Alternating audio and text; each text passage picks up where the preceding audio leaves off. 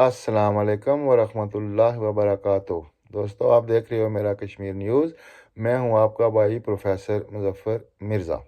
दोस्तों, आपकी वीडियो में मैं आज जनाब मोहतरम नवाज शरीफ साहब की कलाबाजियाँ और उनकी वो शोबदाबाजियाँ जो वो पाकिस्तान में इलेक्शन से पहले कर रहे हैं उनके बारे में एक ब्रीफ छोटी सी एक कहानी सुनाऊंगा। उम्मीद है आप लोगों को मेरी ये वीडियो पसंद आएगी और इसमें बेसिक मालूमात ये हैं कि नवाज शरीफ साहब अब मुस्तकबिल में पाकिस्तानी कौम के साथ क्या करने का प्रोग्राम बना रहे हैं। दोस्तों, अगर वीडियो पसंद आए तो मेरे चैनल को सब्सक्राइब कर देना, लाइक और शेयर कर देना, चूँकि अगर आप मेरे चैनल को सब्सक्राइब करते हैं तो मेरा हौसला बढ़ता है और आप तक ज़्यादा मालूमात जाती है। तो दोस्तों, कल एक प्रेस कॉन्फ्रेंस में नवाज शरीफ साहब ने एक नया पेंडोरा बॉक्स खोला है।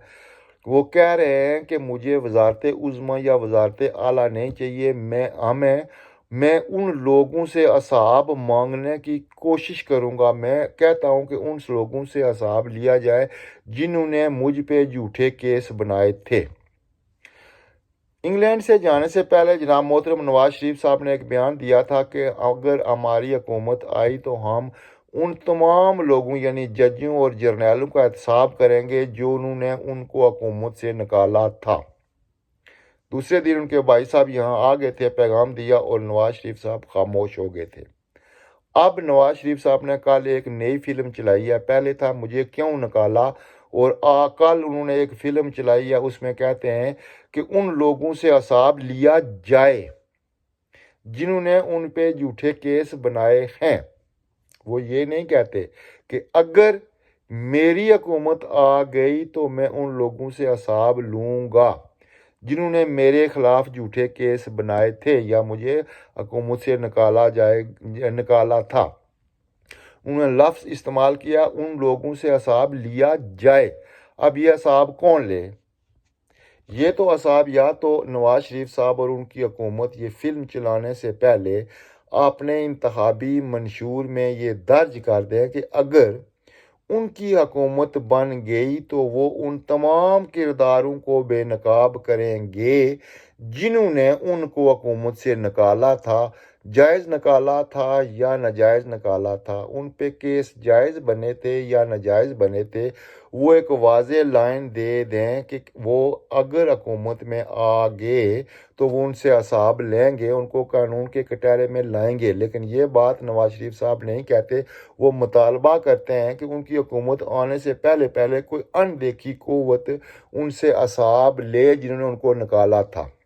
दोस्तों, सवाल ये पैदा होता है कि आजकल नवाज शरीफ साहब के राब्ते जनाब अलीम खान साहब, जनाब वो दूसरे इमरान खान साहब की टीएम मशीन साहब, जनाब MQM साहब, जनाब बाप कंपनी साहब, सब से साथ राब्ते हो रहे हैं।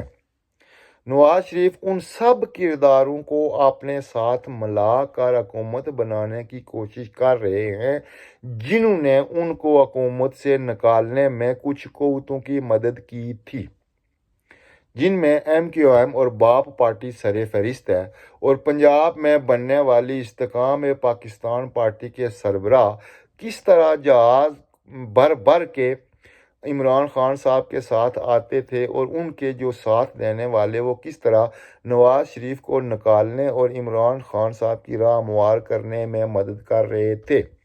अब वो सारी ताकतें जो उस वक़्त नवाज शरीफ साहब के ख़िलाफ़ थी, वो सारी सियासी कुव्वतें जो उस वक़्त नवाज शरीफ साहब के ख़िलाफ़ थी, अब नवाज शरीफ उनके दर दर पे, बूहे बूहे पे, डोर डोर पे जाके उनकी ठोडियाँ पाँव पकड़ रहे हैं कि वो उनके साथ सीट एडजस्टमेंट करें ताकि उनकी हुकूमत आ जाए।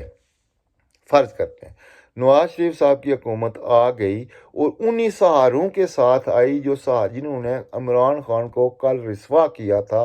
पहले उसके साथ आए थे, फिर उसके साथ उससे साइड पे हो गए थे। वही कुव्वतें अब नवाज शरीफ के साथ आ रही हैं और अगर उन कुव्वतों के सहारे नवाज शरीफ साहब हुकूमत बना लेते हैं, लूली लंगड़ी जैसी भी बना लेते हैं, तो क्या वो उन फोर्सेस का एहतसाब कर सकेंगे? क्या उन कुव्वतों को अदालत में ला सकेंगे जिन्होंने उनके बकौल उनके खिलाफ केस बनाए थे या उनको हुकूमत में निकाला था? یہ ایک ایسا سوال ہے جس کا جواب ہر پاکستانی ڈھونڈ رہا ہے اور ڈھونڈنا چاہیے۔